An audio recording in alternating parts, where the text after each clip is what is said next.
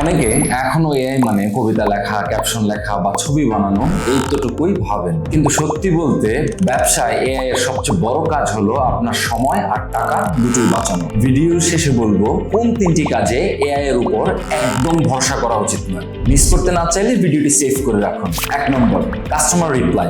প্রতিবার নতুন করে টাইপ না করে এআই দিয়ে একটি রিপ্লাই ড্রাফট করে নিন, তারপর নিজের মতো একটু এডিট করে পাঠিয়ে দিন। 2 নম্বর, কন্টেন্ট আইডিয়া।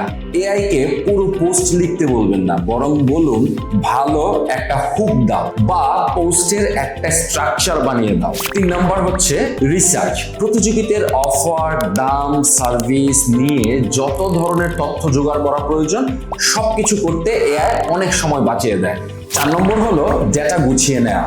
এক্সেল শিটে ডুপ্লিকেট আসছে, ফরম্যাট এলোমেলো, আরো নানান ঝামেলা। এই সকল সমস্যার সমাধান এআই দারুণভাবে করতে পারে। 5 নম্বর, প্রপোজাল লেখা। আগের কোনো ভালো প্রপোজাল দেখিয়ে এআই কে বলুন এই ক্লায়েন্টের জন্য এই ধরনের একটা খসড়া বানিয়ে দাও। শুরু থেকে লিখতে বসার কোনো প্রয়োজন নেই। 6 নম্বর, অনুবাদ। বাংলা থেকে ইংরেজি, ইংরেজি থেকে আরবি অথবা যে কোনো ভাষায় এআই খুব দ্রুত অনুবাদ করে দিতে পারে এবং সম্ভব হলে সেটাকে একটা হিউম্যান টাচ দেওয়ার চেষ্টা করবেন। 7 নম্বর, সোশ্যাল মিডিয়ার ভিজুয়ালাইজেশন। এআই দিয়ে আইডিয়া বা ছবি তৈরি করতে পারেন। 8 নম্বর, মিটিং নোট। লম্বা লম্বা যে মিটিং গুলো হয় সেই মিটিং এর রেকর্ডিং শুনে বসে থাকার কোনো দরকার নেই। এআই কে দিয়ে দিন সারসংক্ষেপ এবং টু ডু লিস্ট বানিয়ে দিতে বলুন।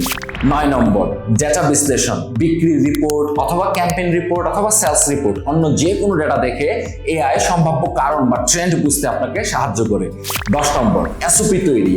একটা কাজ কিভাবে করেন সেটা এআই কে বুঝিয়ে বলুন, ও ধাপে ধাপে একটা এসওপি বা কাজের গাইডলাইন তৈরি করে দেবে। এখন একটা গুরুত্বপূর্ণ বিষয়, সব কাজে এআই ব্যবহার করা ঠিক না। বিশেষ করে এই 3টা ক্ষেত্রে একটু সতর্ক থাকবেন। নাম্বার 1, দাম। হিসাব বা ট্যাক্সের মতো গুরুত্বপূর্ণ সংখ্যার ক্ষেত্রে এআই এর উত্তর চোখ বন্ধ করে বিশ্বাস করবেন না। 2, ক্লায়েন্টের ব্যক্তিগত বা সংবেদনশীল তথ্য এআই তে শেয়ার করবেন না। 3, ক্ষমা চাওয়া সম্পর্ক ঠিক রাখা বা খুব গুরুত্বপূর্ণ ব্যক্তিগত মেসেজ এসব পুরোপুরি এআই এর হাতে ছেড়ে দিবেন না। এখন কমেন্টে বলুন আপনি ব্যবসার ক্ষেত্রে কোন এআই সবচেয়ে বেশি ব্যবহার করে থাকেন এবং সেই এআই এর নাম আমাদের কমেন্টে লিখুন। ধন্যবাদ।